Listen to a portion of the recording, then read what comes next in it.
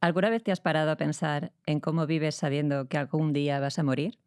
Buenos días. Con esta pregunta comenzamos este primer episodio de una serie de podcasts que abordará un tema que, aunque nos toca a todos y todas, rara vez se trata de manera abierta: la muerte. A menudo evitamos hablar de ella, pero hoy en este espacio queremos invitaros a reflexionar de una manera sencilla y accesible sobre cómo enfrentamos el final de vida, tanto individualmente como en comunidad. Este no será un episodio cargado de tristeza o dramatismo, sino una conversación que nos permita reflexionar si hablar de la muerte nos puede enseñar a ser más conscientes de lo que verdaderamente importa en el día a día. Esta serie de podcasts ha nacido de la colaboración entre diversas entidades que compartimos la convicción de que necesitamos crear espacios de reflexión sobre el morir. Es una iniciativa que cuenta con el apoyo y la colaboración de instituciones como la Universitat Oberta de Cataluña y específicamente los estudios de Psicología y Ciencias de la Educación, que no solo han financiado este podcast, sino que también han cedido los espacios y los técnicos que nos acompañan en la grabación. Y además participan en este proyecto de Care Lab, Pobles que Cuidan, la Societat Catalano-Balear de Cures Paliatives, la Fundació Víctor Grífols y Lucas y también gracias a la colaboración de la Caixa. Todo esto, gracias a estas entidades, es posible. Estas entidades están involucradas en la organización del Festival de Vida al Final de la Vida, que en su segunda edición se celebrará este octubre. Un evento que busca abrir un espacio público de diálogo y reflexión en torno a la muerte y también la vida. En este primer episodio nos centraremos en la importancia de abordar la muerte como un tema compartido y colectivo. Para ello tenemos el privilegio de contar con dos invitados, cuyas trayectorias, aunque diferentes, se entrelazan en su enfoque hacia el sufrimiento, el morir y la vida. Buenos días, Angie y Martín. Buenos días. Pues voy a comenzar presentándoos a Angie Rosales Cabrera. Angie es la fundadora de Payapupas, una entidad que trabaja en el ámbito sanitario utilizando el humor y el teatro como herramientas de transformación emocional para pacientes, familias y profesionales de la salud. El trabajo de Payapupas se enfoca en llevar la risa y la alegría a aquellos que atraviesan momentos difíciles, como el sufrimiento físico y emocional, utilizando el humor como una forma de abordar la muerte y la enfermedad de manera menos traumática. Angie ha sido reconocida con importantes premios como el Premio FIDEM al Emprendimiento Social en 2019 y el Premio Josep Trueta en 2024 por su contribución al ámbito social y sanitario. Todo un placer y un gusto. Muchas gracias. Junto a ella tenemos a Martín Correa Urquiza. Él es antropólogo especializado en antropología médica y salud internacional, profesor en la Universitat Rovira i Virgili y codirector del posgrado en salud mental colectiva. Es también miembro fundador y coordinador de Radio Nicosia, que es un proyecto pionero en España que promueve la participación activa de personas que han experimentado sufrimiento psíquico. Martín trabaja desde la antropología para entender cómo las comunidades abordan la salud mental y ha sido incluso asesor internacional de la UNESCO y la ONU en proyectos relacionados con la salud colectiva y la prevención de la violencia. Martín, muchas gracias también a ti por estar hoy aquí. Pues gracias a los dos por contribuir a este espacio y nos vamos a lanzar con este primer episodio. Muy bien. Toda una aventura. Y me gustaría comenzar planteándoos una pregunta que quizá es muy evidente para algunos, pero quizá no para todos.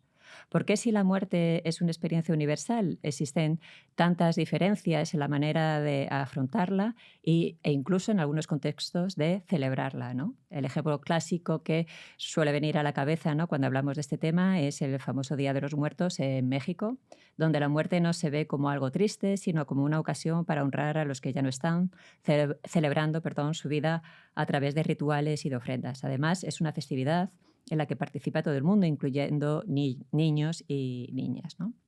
Así que, por empezar el debate, Martín, desde tu perspectiva, ¿cómo crees que se integra la muerte en las diferentes culturas? ¿Qué enseñanzas podemos extraer de los diferentes rituales colectivos para enfrentarnos a la muerte de manera menos temerosa? O Angie, os lanzo las preguntas y así podéis entrar en diálogo. En tu trabajo con Payapupas, cómo los payasos de hospital utilizan el humor para ayudar a los pacientes a enfrentar la muerte, o cómo lográis, al fin y al cabo, hablar de estos temas, ¿no?, que suelen resultar tan difíciles. Mm. Mm. ¿Quieres empezar tú con lo de Con las la- ¿por qué hay comunidades, tantas- no? La por qué manera... hay tantas diferencias, ¿no? ¿Eh? Porque hay Sí, tantas diferencias. claro, qué interesante. Claro, hay tantas diferencias por la cultura, por la Claro. diferente cultura. O sea, la muerte tiene una dimensión orgánica, digamos, de colapso del organismo, de fin de la vida biológica por un lado, y por otro lado es una cuestión cultural, social. No es, por un lado uno no muere solo, nunca muere solo. En general la muerte es relacional. La muerte tiene que ver con algo que sucede en un determinado grupo también, ¿no? Entonces siempre la muerte tiene que ver con la ritualización, tiene que ver con la cultura básicamente porque la cultura es la forma a través de las cuales los seres humanos le dan sentido al mundo, a la existencia, a la vida, etc. Entonces depende, es como, en la antropología decimos, es como ese magma de significados, ¿no? Cada uno tiene como una especie de cielo de significados a los cuales uno recurre a la hora de dotar de sentido los fenómenos de la vida, cualquiera sea. Entonces, depende de dónde nazcas, depende del contexto en el que estés, va a haber una serie de grupos de significados para hablar de la vida, hablar de las cosas, hablar de los fenómenos, etc.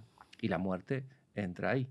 Entonces, sí que es cierto que en nuestras sociedades como más occidentales, tenemos unas formas de relacionarse con la muerte bastante, hoy por lo menos, ¿no? Ujú. Actualmente, bastante desritualizada.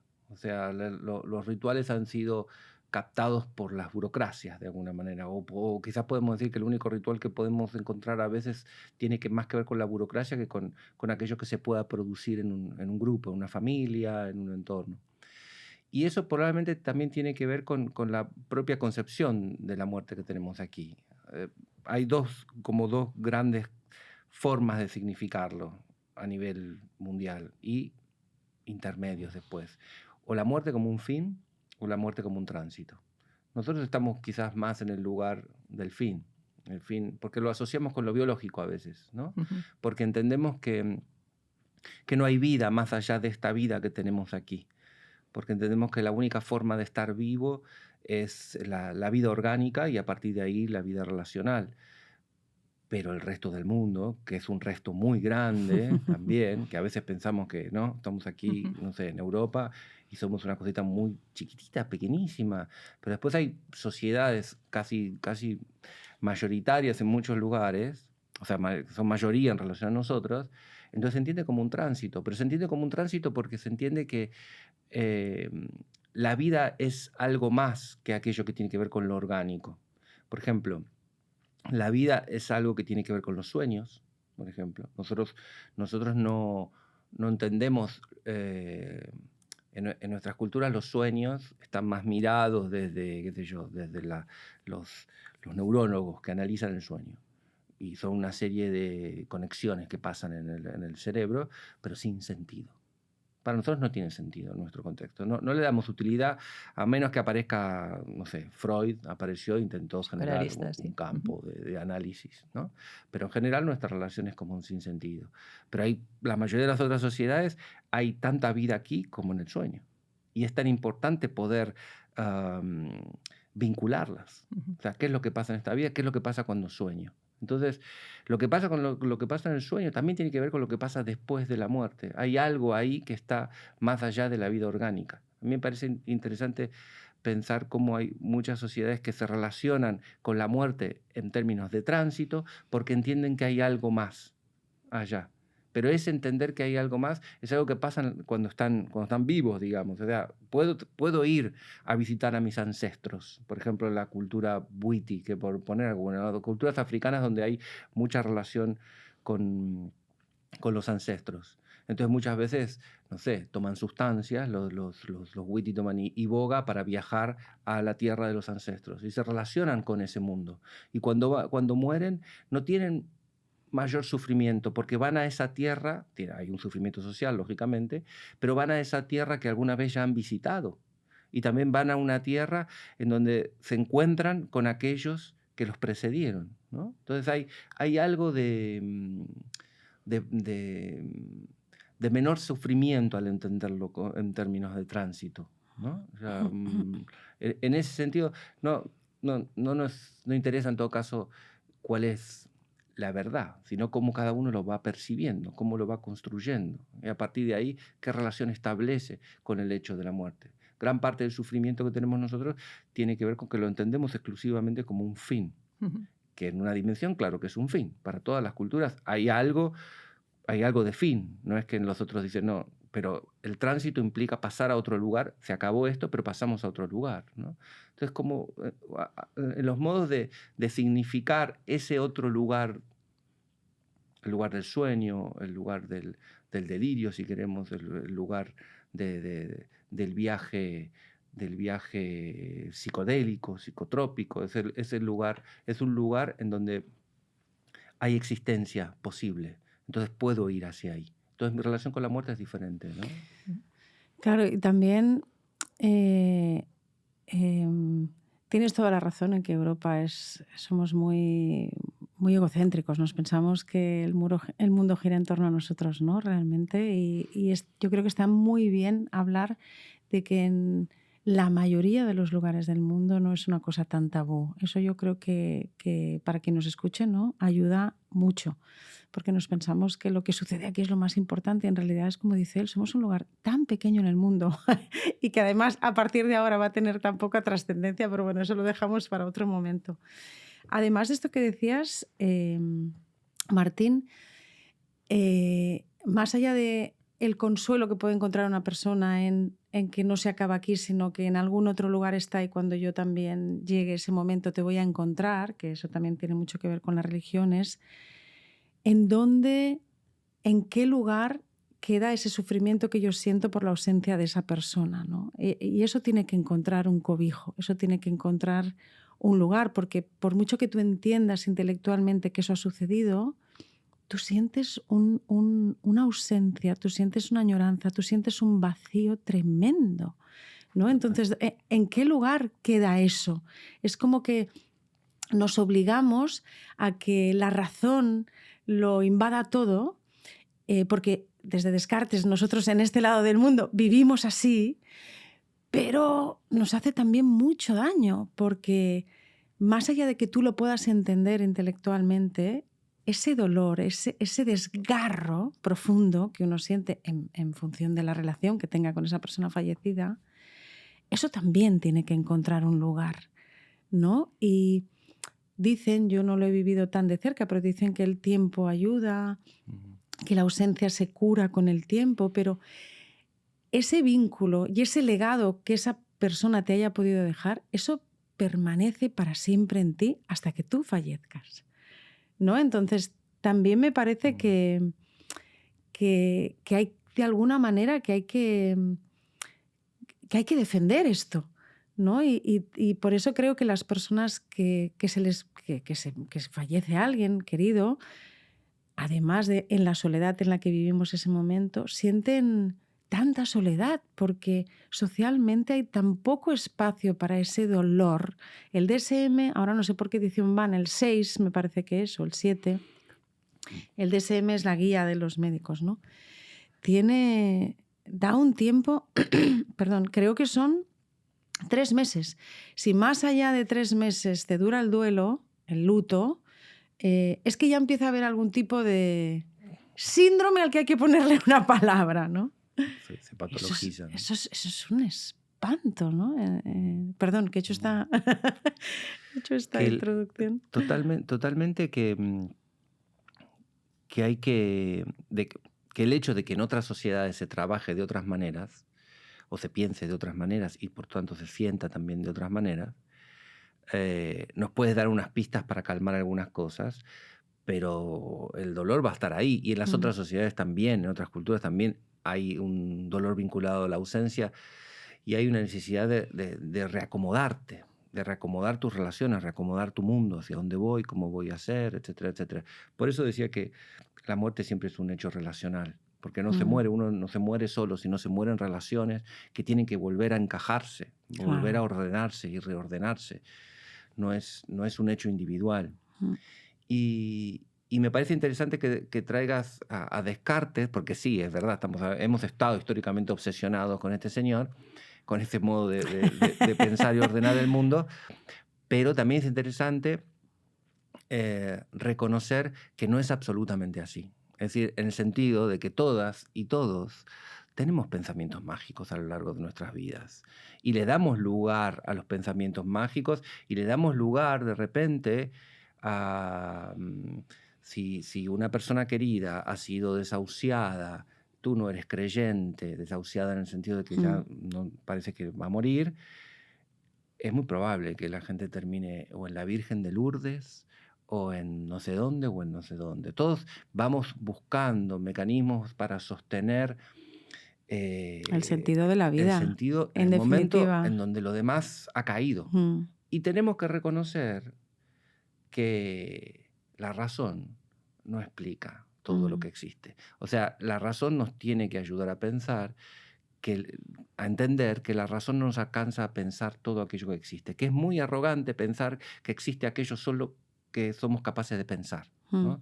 Entonces, por lo menos tenemos que dejar un espacio abierto para todo un universo que no lo podemos pensar, porque como viajar por los sueños, hay ciertas experiencias que están más allá de la materialidad, que como no las puedo pensar, no sé dónde encajarlo, pero lo que no puedo hacer es decir que no existen, porque sería tan poco científico decir que no existen también, ¿no? Es decir, no es que no existen, es que yo no las puedo pensar, no puedo llegar a ellas, ¿no?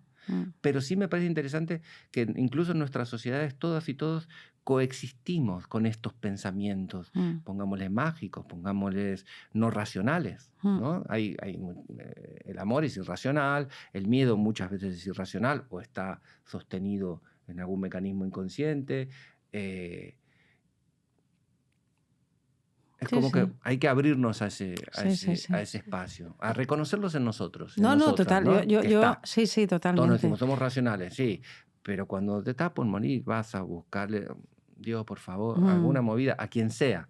Aparece algo de eso, ¿no? Yo pondría un ejemplo aún más concreto y de aquí, por así decirlo, ¿no? Es esta creencia que existe a veces, ¿no? De que, claro, cuando alguien se muere, evidentemente nosotros no hablamos con los muertos, ¿no? Y entonces cuando nuestro padre, nuestro hermano, nuestra pareja, quien sea, ¿no? Ha fallecido, a veces esta idea universalizante, ¿no? De que la muerte es el fin o de que evidentemente no se habla con los muertos nos puede también bloquear, ¿no? Porque a lo mejor sentimos esa necesidad de dirigirnos a él o a ella, ¿no? A nuestro ser querido, pero claro, racionalmente, ¿no? Por eso lo conectaba, ¿no? Nos prohibimos quizá hablar, ¿no? con esa persona. Pero curiosamente, ¿no? Es precisamente, hoy también hay estudios, incluso desde dentro de la propia psicología, que muestra que seguimos teniendo vínculos, ¿no? Con nuestros seres queridos y que es más, ¿no? Muchos de estos vínculos, de estas pequeñas conversaciones, tener la fotografía de nuestro ser querido en las manos, ¿no? Y dirigirnos a ella como si estuviera allí delante, nos está ayudando. Y no porque pensemos que de verdad está ahí delante, ¿no? Sino que hacemos como si estuviera delante y eso nos está a nosotros ayudando precisamente a lidiar con el dolor, ¿no? Pero bueno, me parecía que conectaba bien con lo que y eso lo hace presente, decías, claro. ¿no? Sí, esa conexión. Y además, yo tengo una teoría no muy desarrollada, pero que a lo mejor estaría bien meterse. Yo creo que el Estado español, después de la dictadura, ha vivido una modernización acelerada y tenemos una fascinación por la modernidad. Y porque aquí en España, en los años 40, 50, me atrevería a decir que en muchos pueblos de España, hasta en los 60, incluso más tarde, el duelo, como se ha vivido, quiero decirte que hasta hace muy poco los duelos se han vivido de una manera en comunidad, ¿no? De una manera muy distinta a la que se ha vivido aquí. Y yo creo que esa aceleración y esa esa fascinación por la modernidad nos ha alejado mucho de un rito de paso que era súper necesario para sanar ese momento e interiorizarlo de otra manera. Es bueno, eso, que no lo tengo muy desarrollado, pero lo veo, ¿no? Ostras, es que antes en los pueblos a lo mejor tenías al muerto en casa que 5 días o 6, y venía todo el pueblo y todos los vecinos y todos los familiares y llorabas, las plañideras, y se lloraba y se permitía que esa persona, ¿no? El luto, un año. Entonces, muy rápidamente eso ha cambiado o ha desaparecido prácticamente, ¿no? Y esa rapidez, eso nos está haciendo muchísimo daño, porque me ha encantado la frase con la que has empezado. Solo tiene sentido la vida, creo yo, cuando piensas en tu muerte. Cuando realmente te atreves a pensar en tu muerte, ostras, te pasan un montón de cosas, ¿no? Como eso nos encontramos nosotros en los hospitales, personas que sufren una enfermedad y de repente se plantean, ¿es esta la vida que quiero vivir? ¿Es este el trabajo en el que me quiero dejar la vida? ¿Es esta la pareja con la que quiero compartir mi vida? ¿No? ¿Es este el estilo de vida que quiero? Entonces, realmente es una pena y tal vez ya os digo, es mi idea, ¿no? Mi intuición de que es fruto de esta fascinación por la modernidad la que nos ha alejado, porque es una pena. Son preguntas importantes, trascendentes, que nos tendríamos que hacer. Y hay mucho miedo por emociones que no sean positivas. Y lo digo yo, que soy payasa. Que es como, estoy tan harta de la banalidad del humor, tan harta, que es como, pero a ver, vamos a ver, que es una cosa muy seria la cuestión del humor, ¿no? Pero es como que te voy a contar, Martín, ¿no? La tristeza, la ansiedad, la angustia, o sea, son como emociones denostadas que nadie quiere escuchar, que nadie quiere saber, que todos las sentimos en un montón de momentos de nuestras vidas. Total. Y que son muy poco socializadas, ¿no? Entonces, qué necesario, porque es esa puesta en común, ¿no? En la comunidad, lo que purga, es parte de ese mal, ¿no? Me parece que coincido con la idea de que a veces la felicidad está sobrevalorada, sobrevalorada en el sentido de que de esta apelación de autoayuda a que Ya. siempre hay que estar en ese lugar como si lo otro no fuese productor de significado. Justamente Sí. el malestar, el sufrimiento, hay belleza también en el dolor, es donde uno puede donde uno es desencajado, donde uno puede ponerse a pensar, puede empezar a construir otras cosas, otros caminos, otras formas de estar en el mundo. Y me parece que bueno esto que traigas de la modernidad. Últimamente estaba leyendo a Bruno Latour, que es un gran crítico de la idea de modernidad tal cual la hemos pensado hasta ahora, como progreso. La idea de progreso entendida exclusivamente en términos cuasi burócratos tecnológicos, digamos, que el progreso pasa por ahí. El Edgar Morin dice que no hemos progresado nada en los últimos 400 años. Seguimos dándole vuelta a los mismos problemas, con los mismos conflictos y con las mismas dificultades para sobrevivir. Solamente tenemos mejores tecnologías que nos hacen un poco más fácil la vida.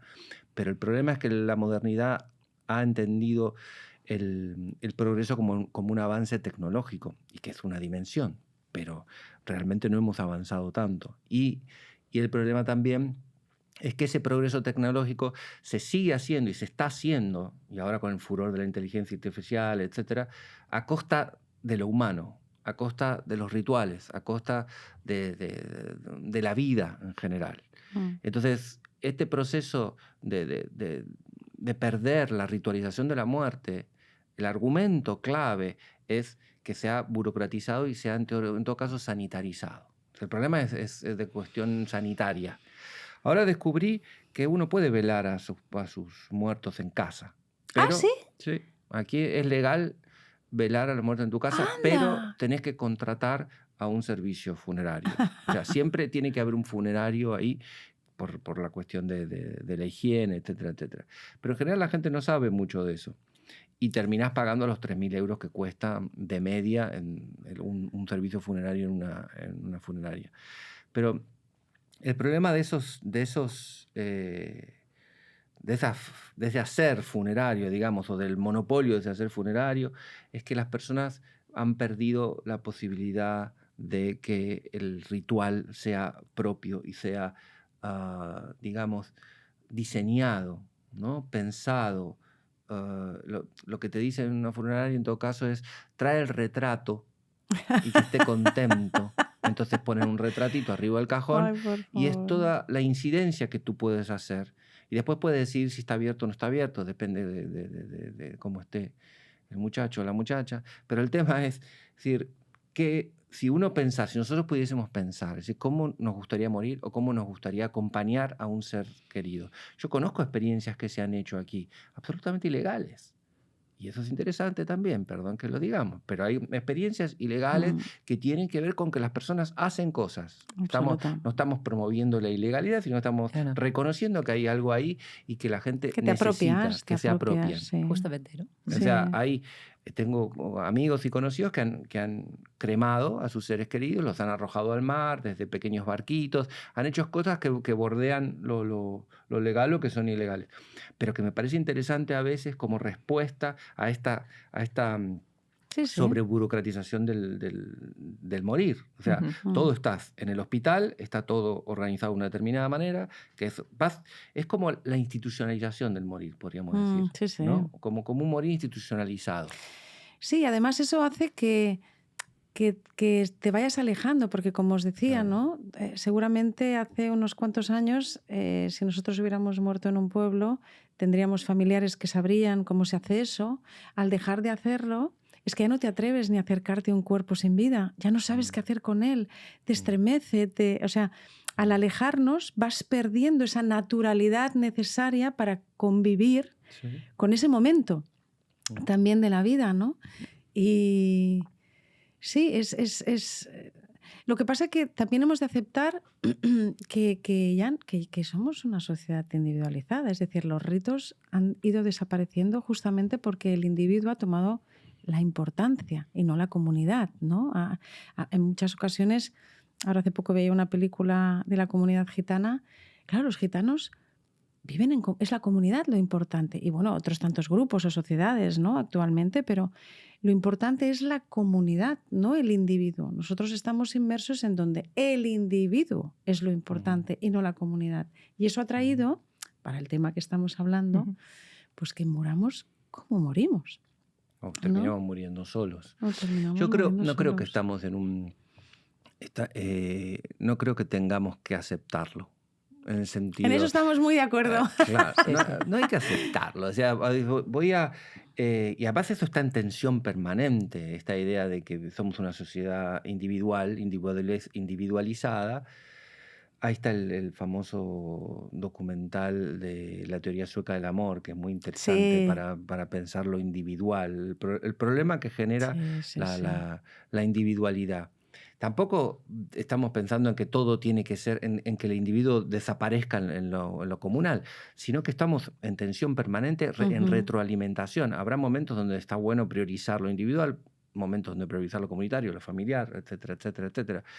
Pero yo me ubico, me posiciono en un lugar de resistencia a esa tendencia a la individualización porque estoy viendo lo que está generando en términos de crisis de mundo, de crisis, malestares, problemas de salud mental, nadie se sostiene, todos haciéndose los distraídos en relación a los malestares de los otros, pero al mismo tiempo hay todo un montón de gente que dice, hey, algo está pasando aquí. Los jóvenes nos están diciendo algo con sus cortes, el joven que se corta, el joven que entra en crisis, que tiene crisis de ansiedad, que no puede salir de casa, que solamente se puede comunicar con nosotros a través de los móviles. Hay una crisis ahí en ese sentido, a la cual hay que darle algún tipo de respuesta. Y yo creo que parte de la respuesta tiene que ver con volver a tocarse, volver a encontrarse y volver a poder conversar sobre las cosas. Parte de la respuesta. Entonces, ¿cómo hacer que esta salida hacia esa individualidad, o cómo reconocer que esta salida hacia la individualidad tiene espacio de resistencia? Es verdad que eso es la hegemonía ahora, pero hay contrahegemonías. Hay gente que está diciendo, hey, paremos aquí, generemos esto, no sé cuánto. Ahora presentamos la guía esa con ASUN, un proyecto que estamos de mujeres cuidadoras, que apunta básicamente a eso, a recuperar el cuerpo en lo relacional. Y eso tiene que ver también con que la gente se pueda autorizar para reapropiarse del parto. Sí. Del parto. Bueno, el parto pasa lo mismo. Sí, exacto. Pasa lo mismo con el parto. Ese me parece un punto interesantísimo, el darnos permiso para. Yo en la preparación de este podcast os compartí, pero también lo comparto aquí, ha fallecido alguien muy querido para mí hace poco y ya os conté cómo su comunidad se apropió de ese momento, más allá de las convenciones. Ha sido una lección de vida increíble. Todavía hoy, después de 4 meses, siguen celebrando a esa persona, la vida. Y yo estoy viendo cómo eso ayuda también a las personas que la han perdido, Total, ¿no? Entonces, totalmente. sí que creo que tiene que haber un punto de resistencia, pero... Y por eso, para mí, no sé, si tuviera que decir o dar un consejo o una recomendación, que no, no me veo muy autorizada para, pero sería démonos permiso para hacer las cosas más alineadas con lo que nosotros sentimos y creemos y con nuestros valores, cuando allí fuera seguramente parecen locuras. Y seguramente la persona más cercana será la que nos dirá, no, hombre, ¿cómo vas a hacer esto? ¿No? Pero bueno, seamos capaces de sostenernos después de ese rechazo que generamos y ya veremos cómo poco a poco va habiendo personas que se van sumando. Te pasó a ti cuando empezaste con Nicosia haciendo radio con personas, como vosotros decís, locas, ¿no? Nos pasó a nosotros cuando quisimos entrar en un quirófano. Les pasó a Festival de Vida al final de la vida cuando hemos empezado a poner este tema encima de la mesa. Todo el tiempo es así. Entonces, bueno, seamos valientes, no nos atrevamos, o sea, no nos cortemos y atrevámonos a hablar de estas cuestiones y a apropiarnos de lo que es nuestro. Apropiarse,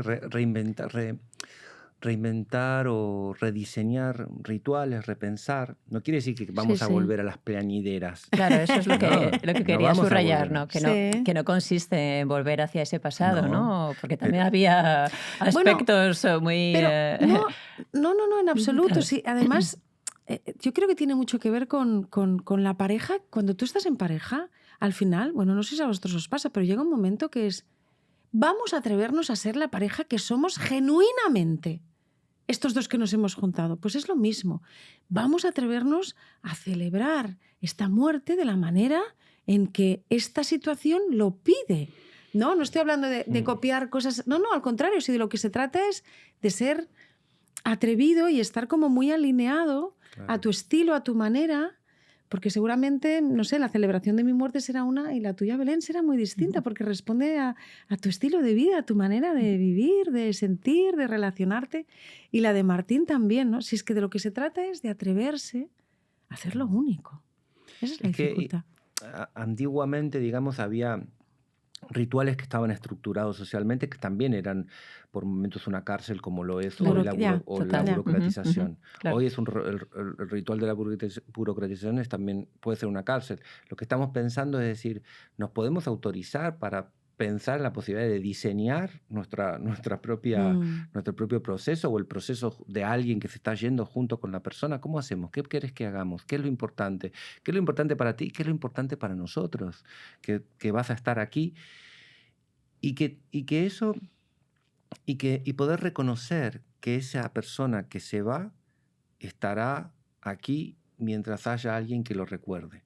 Eso aparece en una película muy bonita que se llama Coco, ¿no? Una película que es muy bonita, pero apareció antes en otra película mexicana, la que se llama La historia de la vida, algo así, de Guillermo del Toro, producido por Guillermo del Toro. Y esta idea de que las personas existan mientras haya alguien que esté recordándolas. Después dejan de existir en este plano, por lo menos en nuestra existencia, en nuestro modo de entender la existencia o la vida. Y hay otro elemento que me parece interesante que nos puede ayudar a pensar culturalmente cómo entendemos la muerte y que viene de esas otras sociedades que entienden la muerte como tránsito, que tiene que ver con el ser consciente en el proceso, con el reconocerte, ser consciente de tu proceso. Cuando los tibetanos necesitan 49 días y la lectura del libro tibetano de los muertos para hacer el tránsito, están diciendo que necesitan acompañar a esa alma, a ese espíritu, como lo podamos llamar, acompañarlas para que no esté perdido en esa nueva instancia en donde va a existir a partir de ahora. O sea, hay una conciencia de que hay un proceso y de que cuando uno se va tiene que ser lo más consciente posible de su partida. Es interesante ser consciente de tu partida. A mí siempre me llamó la atención desde chico el planteo de Aldous Huxley. Que Huxley le pide a su mujer que le dé unos 100 microgramos de LSD para poder experimentar todo ese viaje, y su mujer siempre dijo que nunca vio a alguien morir tan felizmente como a su propio compañero. Y Huxley defendía esa experiencia, digamos que el LSD ayudó en ese momento a encontrarse con esa otra dimensión que nosotros cartesianos, que coquetean con lo otro, ¿cómo lo llaman? Que curioseamos, ¿no? Somos cartesianos curiosos, en realidad, ¿no? Claro, como el hétero curioso también que dicen, ¿no? Como nos interesa algo del otro lado, pero no nos animamos del todo, salvo un poco en la intimidad, o en secreto, o en situaciones límites, por el marco social en el que vivimos, que es bastante racional. Pero me parece interesante rescatar esto de la conciencia, del paso, de la muerte. Mi madre, que era una persona muy racional, cero creyente, cuando murió una prima mía, que murió después de una larga enfermedad y ella la cuidó mucho, a mí me quedó grabado. Yo era chico, yo tenía igual 20 años. Cuando ella sale del hospital, sale de la habitación donde acababa de morir mi prima, me dice que la vio levantarse y salir corriendo hacia otro lugar, y mi prima no había podido caminar durante muchos años porque tenía distintos problemas, y mi mamá me dijo con un nivel de racionalidad, en el sentido de decir, la vi que se levantaba y salía corriendo hacia algún lado, y le creí. Yo dije, ¿vos viste eso? Eso está, porque mamá no deliraba nunca, no tenía ese tipo de pensamiento mágico. Y dijo, wow, en esos momentos extremos también pasan cosas. Yo conozco mucha gente, tengo amigos brasileños también, y que vienen de culturas africanas, que tienen una relación con esas otras entidades que están ahí. Y también organizan muchas veces su vida con esas otras entidades. Yo no las veo y a veces me desespero. Yo quiero poder ver eso también. Quiero poder abrir mi cabeza para poder acercarme a eso. ¿Por qué no los veo? O sea, hay un marco cultural que me ha cerrado de alguna manera. Pero a mí me parece fascinante que el hecho de que hay algo más allá de aquello que puedo ver con los ojos y de aquello que puedo pensar con la razón. Hay algo más, no sé qué. Cada uno lo significará, lo dotará de sentido de diferentes maneras. Las religiones lo dotan de sentido de diferentes maneras. Pero hay algo ahí, ¿no? Claro, no estamos diciendo, evidentemente, que para poder vivir con plena conciencia estos procesos tengamos que creer, ¿no?, en este tipo de cosas, sino más bien también abrirnos a la posibilidad, ¿no?, que es lo que me ha gustado mucho antes, que tú también has subrayado, ¿no?, que la persona sigue viva, ¿no?, mientras la sigas haciendo presente, ¿no? Y eso es también otro tipo de trascendencia, ¿no? O de pensar en ese más allá, ¿no? Por intentar, no sé si se está entendiendo lo que estoy diciendo. Ahí está, ¿no? el Día de los Muertos está ahí. Es ir a visitarlo, recuperarlo, poder sacar la foto, llevar la ropa, llevarle la comida que le gustaba comer. El Día de los Muertos mexicanos es hacerlo presente de nuevo en la familia. O incluso nos podemos poner más extremos. Hay rituales en Nepal, creo que eran Payupatinat, que los desentierran. Desentierran los cuerpos Sí. y se pasean con los cuerpos por el pueblo, ahí el pueblo momificado, el cuerpo momificado, lo que sea, como una manera de traerlo. Nos parece un espectáculo horroroso a nosotros, pero para ellos es la forma de tenerlo presente de nuevo ahí. No estamos diciendo que tenemos Desenterremos a que los hacer eso. muertos. No es que tengamos que hacer eso, pero entender que las diferentes sociedades tienen diferentes formas rituales para mantener a las personas vivas, acercarse o despedirlas o lo que sea, y que nosotros estamos en un momento en donde hemos perdido algo de eso. Sí. Entonces, quizás es tiempo de ponernos a pensar de qué manera queremos morir, o de qué manera queremos recordar, o de qué otras maneras podemos mantener a esas personas cerca, ¿no? O sea, hay que ser un poco creativo también, Claro. ¿no? O sea, nos podríamos ir muy lejos, ¿no? Pero cuando hablamos de diferentes tipos de culturas, que es como habíamos empezado, ¿no? Ese primer episodio, claro, aquí en nuestra sociedad occidental no podemos pensar en estos temas sin pensar también en el capitalismo, ¿no? Y la influencia que tiene. Claro, esta Ujú. manera de morir, ¿no? Se ha dicho abiertamente, ¿no? Está también ligada a una institucionalización, a una medicalización, pero también, ¿no? A determinadas maneras, ¿no? Por parte quizá de algunas funerarias, ¿no? De cómo, ¿no? Acaparar precisamente estos ámbitos para que sean propios, ¿no? Y que no nos los apropiemos, ¿no? Y rentables. Y rentables, exactamente, Estamos ¿no? hablando de una medida de 3.000 euros. Mm. Que yo he conocido gente que le costó, tuvieron que hacer tipo crowdfunding para pagar porque no había otra forma. Ujú. Entonces hay algo de negocio en eso que, bueno, habría que repensar. Claro, pero es que es el capitalismo el que nos lleva a este individualismo exacerbado, ¿no? Es la pérdida de lo común para pasar a lo individual, es una consecuencia. Y esto también se refleja, pues como ha dicho él, en el parto, pero también Sí, sí. en la muerte, en todos Sí. lados. Esto se refleja en todos lados, ¿no? Y tiene que ver con la dimensión del individuo. Y eso es ahora mismo, bueno, estamos inmersos en ello. Por eso creo que también hay como algún tipo de orfandad respecto a cuestiones muy trascendentes, porque ya no lo encuentras en la comunidad, ya te cuesta mucho, ¿no? Ujú. Entonces lo tienes que vivir a título individual. Y claro, como muy bien tú has dicho al principio, somos seres que nos relacionamos, no estamos, de momento, parece que no estamos hechos para eso. No sé qué pasará en el futuro, pero es realmente una dificultad grande, ¿no? Entonces, bueno, convive esto junto con, como tú decías antes, junto con nuevas generaciones que viven a través del móvil, que sienten a través de las nuevas tecnologías, porque ya se han hecho algunas pruebas, ¿no? De sexo con máquinas que te dejan igual de contento. Y, bueno, no solo sexo, sino amor también, ¿no? Con una máquina que te dejan igual de contento que con una persona y encima sin complicaciones. Eso también está ahí, ¿no? Entonces yo creo que vamos a ir viviendo el paso de una cosa a otra o el mix de ambas o ya veremos el qué.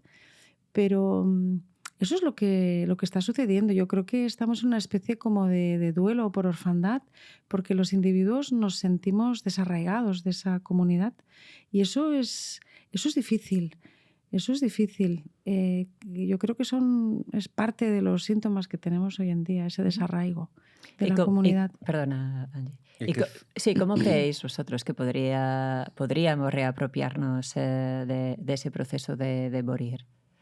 Aquí Martín y yo tenemos puntos de vista, perdón, un poco distintos me parece. Es decir, yo estoy súper de acuerdo con Martín en todo, o sea, creo que en eso, ¿no? Bueno, hemos trabajado juntos y estamos súper de acuerdo.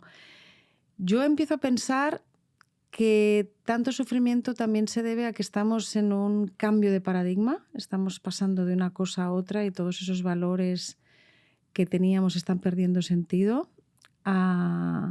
Y empieza a haber una falta de significado que yo personalmente no sé a dónde nos va a llevar. A veces defiendo, vamos a apropiarnos de lo que es nuestro, ¿no? A humanizar, vamos a volver a lo nuestro. Y a veces pienso, esto es antiguo, esto no vale, ¿no? Y la mirada hacia adelante me dice, vamos a colaborar con la decadencia absoluta para que después de esa decadencia nazca otra cosa. Estoy entre esas dos. Fíjate. Y aquí es donde él y yo discrepamos. Él defiende, ¿no? Si no me equivoco. Defiendo...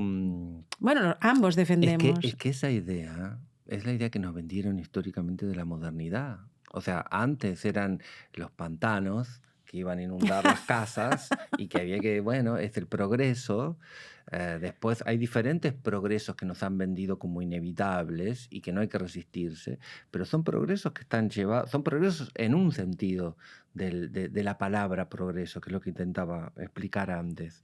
En realidad es tiene más que ver con ese capitalismo exacerbado que termina generando beneficios para unos pocos. Es decir, ¿qué alternativas podemos plantear frente a eso? O sea, no estoy diciendo que vamos a apagar totalmente los móviles, pero sí apagar bastante los móviles, sí dejar de estar tanto en las redes sociales, y ya está pasando. Tenemos que pensar que nuestro aparato psíquico se conformó en miles y miles de años y de repente está habiendo un cambio brutal en 15 años. Ujú. En 15 años se está viendo un cambio brutal que tiene que ver con las formas de relacionarnos Ujú. a través de las tecnologías. Pero ¿cómo podemos aprender? Ahí el Bifo Berardi dice algo bien interesante, el filósofo italiano. Dice, las tecnologías avanzan más rápido que nuestra capacidad para poder pensarlas. Eso lo dice Bruno Latour también. O sea, ahora tenemos que parar un poco y pensarlas. Es decir, bueno, a ver hasta dónde y hasta cuándo. El Bifo Berardi dice, el problema no es que las máquinas se parezcan cada vez a los humanos. Es que los humanos se parezcan cada vez más a las máquinas. Obviamente. Entonces, hay algo de lo humano que reclama. Si hay un montón de personas que estamos empezando a decir, hey, hay crisis de sufrimiento aquí, hay malestar, la gente que está solo digitalizada o burocratizada o viviendo a través de aplicativos, por ejemplo, está bueno, pero hay algo que está pasando con eso. Vamos a tratar de generar una pequeña resistencia, no para volver a las plañideras, sino para generar un progreso más humano, Ujú. que tenga en cuenta lo humano.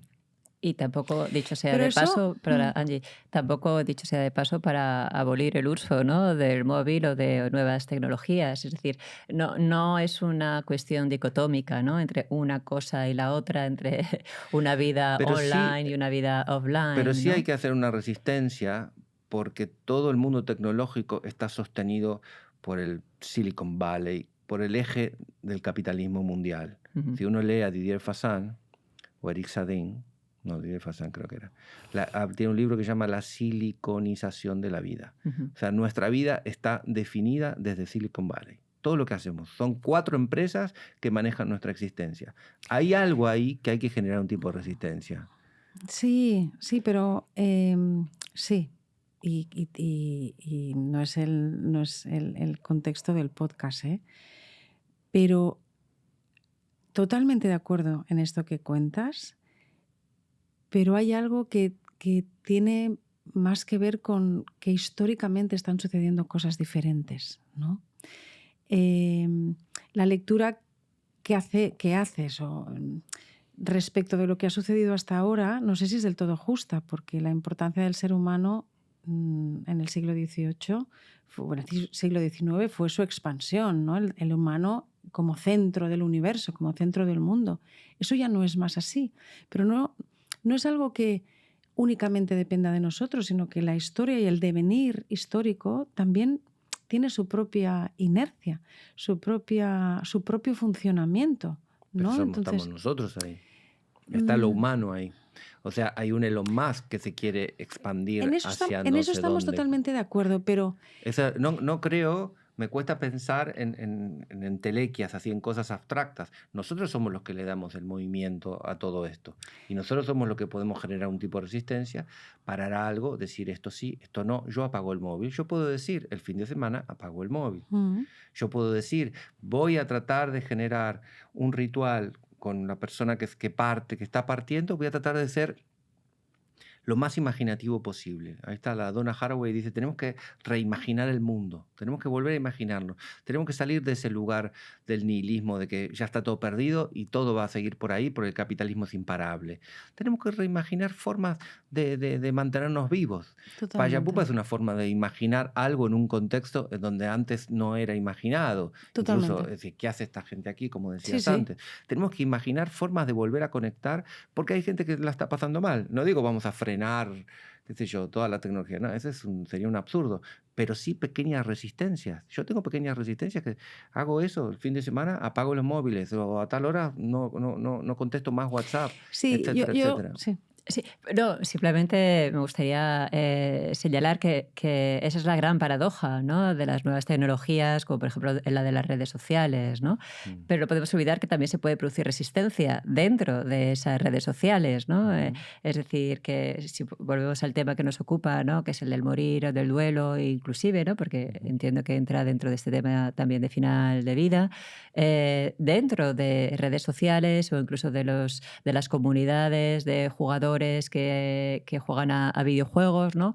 Vemos que hay ritos, que hay conmemoraciones que se total, Sí, hacen sí. total, virtualmente total. y eso es muy importante, ¿no? Y precisamente Ujú, esa nueva tecnología está posibilitando y ayudando a que esas personas puedan compartir ujú, ese sufrimiento, ¿no? Entonces, ujú. insisto en esta cuestión, ¿no?, de que las cuestiones no son maniqueas. Entiendo perfectamente el argumento Exacto. que Pero el tú problema es plantearlo sugieres, en términos Martín, dicotómicos. pero precisamente porque hay una gran paradoja, ¿no? Pero que Ujú. también se puede resistir, ¿no?, un Sí, sí, sí. poco Sí. desde dentro, ¿no? Sí, sí. Oye, ¿sabíais que hay una empresa que ha inventado una máquina para acabar con la vida?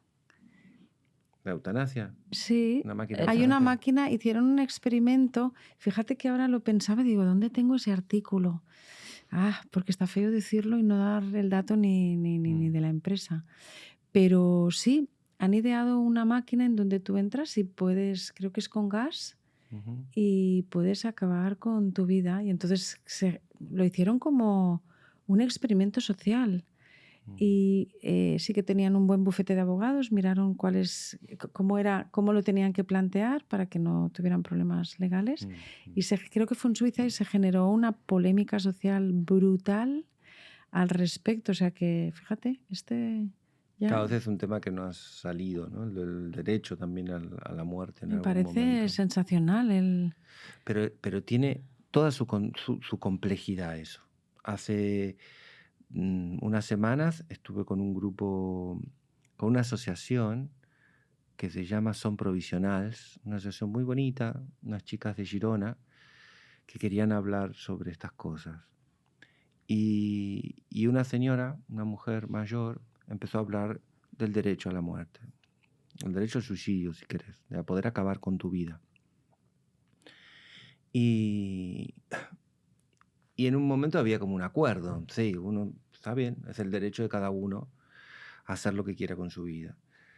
Pero de repente saltó una chica de 16 años que dijo que preferiría que no existiese ese derecho, porque si ella hubiese tenido ese derecho, se hubiese suicidado. Si ella hubiese pensado, ¿por qué no se suicidó? Dice ella. No se suicidó porque había otras personas, porque pensó en su madre, porque pensó en su familia, pensó en todo su entorno. Si hubiese pensado que había el derecho, ella, claro, yo individuo tengo el derecho a hacerlo, ¿no? Pero ahí aparece de nuevo lo comunal. Yo no soy yo solo. Y eso a veces, yo lo experimenté más cuando fui padre, por ejemplo. Yo no, al ser padre ya me di cuenta más que no soy yo solo. Estoy acá, no es si me muero, si estoy solo, bueno, no pasa nada. Pero yo estoy y un entorno que sobre quienes impacta. Mm. Esta idea de entendernos como relaciones también nos tiene que ayudar a pensar o a reconsiderar las cosas y en este caso a pensar los rituales de paso si llega una muerte natural que estamos hablando, ¿no? Mm, mm. Que uno tenga la capacidad para elegir, ¿no?, acerca de su propia muerte no es incompatible tampoco con que tenga relaciones con los otros, ¿no? Entiendo que tampoco querías decir eso, Marci. No es incompatible, pero son variables a tener en cuenta, Sí, sí. Ujú. ¿no? Son Mm. variables. El tema siempre es cómo planteamos las cosas, ¿no? Porque, por ejemplo, recién empezamos a discutir sobre estos temas y ya apareció la dicotomía, ¿no? Es como Ujú. si fuesen cosas Sí, dicotómicas. exacto. No, no Eso son es. dicotómicas. No quiere decir parar un poco el mundo, parar las tecnologías. No quiere decir que estar en contra de las tecnologías o que las Ujú. tecnologías no sirvan. Implica generar pequeñas variaciones en algo que si no te pasa por encima. Resistir. Resistir en algunos momentos. En Estamos un hablando de momento resistir, resistir. en otro momento lo Sí, uso, miro, me comunico, sí. etcétera, etcétera. Yo en Me ese, sirve para y yo en muchas ese cosas. sentido sí que creo que cada uno de nosotros deberíamos de resistir y atrevernos más a ser quien somos y a vivir como somos. y a la altura de quién somos y morir como quien somos. Y esa es una dificultad porque vivimos en el mundo de la homogeneización y la diferencia es algo que tienes que tener mucha personalidad, ¿no? Y hay que atreverse. Hay que resistir sin duda. No me des letra porque podemos analizar la homogenización a partir de que el único input que uno tiene son las redes sociales. O sea, ¿qué es, no? ¿Qué tipo de experiencias? Depende de la variedad de experiencias que tú tengas, va a estar relacionado con tus posibilidades de diversificarte, digamos, ¿no? Bueno, y la clave también, que es por eso estamos aquí hoy nosotros, ¿no? Es crear esos espacios para poder pensar estas cosas, ¿no? Porque precisamente por este posible tabú, ¿no? A hablar de la muerte, del morir, no se están creando espacios donde podemos discutir sobre la eutanasia o discutir sobre quizá el rol de las redes sociales o sobre todo tipo de cosas, ¿no? Eso sería también quizá una estrategia ya solamente de por sí, ¿no? Para poder bueno, pensar por lo estas pronto cosas. no avergonzarte ni achicarte en tu entorno más cercano. Atreverte a hablar, ¿no? Yo hablo de la muerte, hablo en casa, si ha pasado en el hospital, en el trabajo, por supuesto. En casa a veces me han dicho, ¿no? Alguno de mis hijos, ay, mamá, ahora tienes... ¿Pero por qué piensas en eso? Y digo, hombre, chico, pues claro que pienso en eso y te lo voy a contar porque esto es muy importante. Yo creo que, ¿no? Y hasta dónde quiero vivir y de qué manera, y si envejezco y siendo un vegetal yo no quiero vivir, y no sé, todo este tipo de cosas. Por eso decía que más allá de las opiniones de los otros, como ir surcando, ¿no? Ese pequeño mar y atreverse a sacar del lugar tan escondido que tenemos este tema, porque creo que es súper importante tenderlo como la ropa y que le dé el sol y que se airee. Creo que es fundamental. ¿Y cómo afrontáis vosotros esto desde vuestras prácticas profesionales, ¿no? Angie, tú los hospitales y tú quizá en Radio Nicosia, no sé si es algo que se trata o veis, discutís abiertamente. Sí, nosotros sí. Claro. Nosotros sí lo compartimos mucho con el equipo profesional de Payapupas, el equipo, y recibimos soporte psicológico. En nuestro caso, muchas veces, en el caso de la infancia, cuesta mucho aceptar una muerte de un niño o de un joven. Te genera mucha... es tan antinatural que te genera mucha frustración y te desenfocas a veces de tu rol, pensando que podrías haber hecho más o que... Entonces hay que volver a centrar el rol y decir, no, es que esto es parte de la vida, tú has hecho mucho entregando esto en esta vida, aunque sea corta. Y luego en la gente mayor, trabajamos mucho con gente mayor, está más aceptado. Sentimos más frustración en el proceso de morir de esa persona, porque sí que, ostras, las residencias y centros sociosanitarios son lugares... Yo tenía la esperanza en el COVID de que el modelo de vejez cambiara y desperté de un buen tortazo en la cara con la mano abierta o con el puño cerrado y me di cuenta que no, que eso no iba a suceder. Y la gestión de esa frustración, ¿no? De ver vidas tan poco dignas o tan deterioradas o familias que tienen ganas de hacer otras cosas pero no se atreven porque socialmente ese marco no está puesto, la institución te come demasiado. Esa es la gestión normalmente con personas mayores, sí. Claro, ¿cómo hacer que la institución no te coma demasiado? ¿Ves? Pues volvemos siempre a la creatividad, a atreverse, a poder salir de estos encorsetamientos que a veces nos...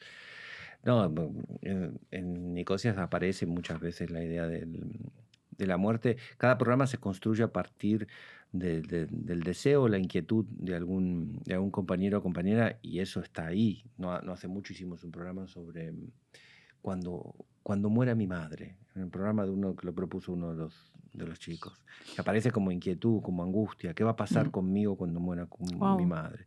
O ha habido otros programas sobre el suicidio, ha habido hecho muchos programas sobre el suicidio, porque es un sector de la población que a partir de las violencias también que se ejercen sobre ellos, con los procesos de cicatrización, muchas veces se encadenan en suicidios, digamos. Es un tema que intentamos poner sobre la mesa, hablarlo de la manera como más natural, más Claro. encarnada posible, Ujú, más ujú. cuidada al mismo tiempo. No es solamente que aparezca una palabra, sino que esa persona también tiene que estar, a lo mejor llora, a lo mejor ¿no? Hay emociones ahí y hay que poder acompañar todo ese proceso. Es un tabú, como decíamos, ha sido un tabú porque tememos perder aquello. Incluso yo me acuerdo, mi hijo tenía 4 años cuando murió mi padre. Mi hijo no estaba tan socializado, tengo 4 años de socialización, y él tenía una relación hermosa con mi padre, mucho mejor que la que yo tuve con mi padre, era una cosa así interesante lo que estaba pasando. Y cuando le digo a mi hijo que él murió, me acuerdo estaba en la cocina, yo me arrodillo, me pongo así a su altura, digamos, lo cojo del brazo, le digo, bueno, ¿sabes qué? Murió el abuelo. Y me dice, sí, vamos a jugar a Batman. Claro, es que para él no tiene ese No tiene, significado. se fue y no sé si lo podía sostener, claro. El Ya tema es que no también. sabía si podía Claro. sostener eso, porque después Ya, lo ha marcado esa pérdida ya. a él también. Pero él en ese momento quería salir de ahí, ¿no? Y es verdad que a veces tampoco es bueno forzar, No, no, hay que claro. poder prepararse, porque Sí, hay sí. momentos donde uno no está para hablar de eso, pero sí hay que poder dar espacio para poder prepararse para eso, porque nos pasamos toda la vida olvidando que vamos a morir, Sí. ¿no? Y no reconociendo que en realidad es lo que decía Es Angie, lo único que que sabes cuando naces. lo Es sabes la que va a única certeza pasar que y tienes. sabes que la muerte le da en definitiva sentido a la vida. Mm, Miramos aquella vieja película de Highlander, ¿se acuerdan? No sé si la mm. vieron nuestros oyentes. Highlander es una película de un inmortal y se aburre de ser inmortal. Claro, uno se aburre y además se entristece porque va perdiendo gente. Y la muerte nos da sentido y nos hace reconocer que hay que Absolutamente. aprovechar cada segundo. Que la ¿Ves? vida hay que vivirla mientras dure con Claro. la máxima energía que puedas. Esas, por ejemplo, para mí es la lección de Payapupas que yo siempre escucho a la gente, ¿no? Supongo que a vosotros también os pasa. Ostras, este proyecto. O le dicen a los payasos, ¿cómo lo podéis hacer? Ver a tanta gente sufrir. Y tú dices, pero si recibimos mucho más de lo que damos. Porque son lecciones de vida las que aprendemos. Yo siempre digo que Payapupas es un proyecto contracultural. No, un payaso en un quirófano, un payaso en una UCI, Claro. un payaso con una persona mayor, Ujú. un payaso en demencia, ¿pero eso qué es? Pues eso es. Y es necesario y útil, igual que Nicosia, ¿no? Entonces. Un loco hablando por la radio. Claro. Pues loco. Angie y Merdi, si os parece, yo me quedaría con esta última idea que acaba de surgir para cerrar este podcast, ¿no? Que hablar de la muerte pues quizá nos enseñe también a vivir mejor, ¿no? Por lo menos a plantearnos, ¿no? Cómo queremos vivir esa vida. Os agradezco mucho esta conversación a dos, bueno, a tres, pero sobre todo a dos, que era lo que queríamos, ¿no? Desde la organización del festival. Habéis puesto, yo creo que el dedo en la llaga en diferentes temas, ¿no? En temas sensibles. Imagino que los oyentes, pues no todos compartirán estas ideas, pero se trata simplemente de abrir este Abrir diálogo, debate, este claro. espacio y que podamos, ¿no? Pensar juntos y juntas estas cuestiones. Si os parece, no sé si queréis añadir algo más o cerramos de verdad. Yo agradeceros el Sí. espacio para poder hablar de un tema que creo que es fundamental y lo que he Ujú. dicho, resistir y atrevernos a vivir ese momento de la vida como queramos. Ujú. A reinventar nuestros propios rituales, eso, ¿no? Reapropiarse de las cosas también. Qué bueno. Muchas gracias. Gracias. Pues muchas gracias a los dos. Simplemente recordar que tenemos la página web del Festival de Vida al Final de la Vida y allí también quien lo desee pues puede encontrar un vídeo donde explicamos en qué consistió la edición del año pasado y por lo tanto tener una idea de las diferentes actividades que también haremos este año en octubre del 2025. Muchas Ok. gracias a los Muchas dos. gracias. Gracias. Gracias.